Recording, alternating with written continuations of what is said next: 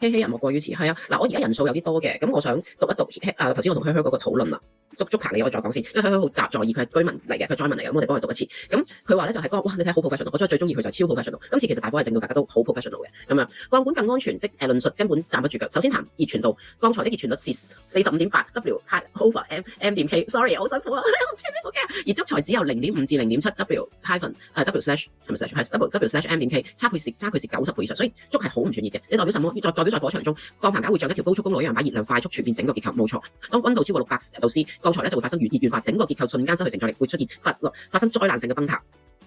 我再來說火災中嘅可預測性，這才是工程安全嘅核心。你係咪工程能力好勁啊？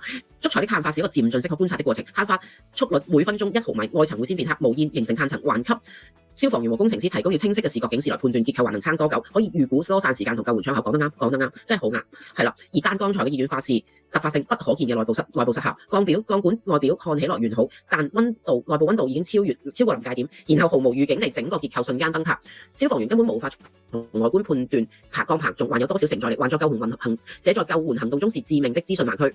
從風險管理角度，一個能讓你看到失效過程的材料，遠比一個突然崩塌的材料更容易管理和應對。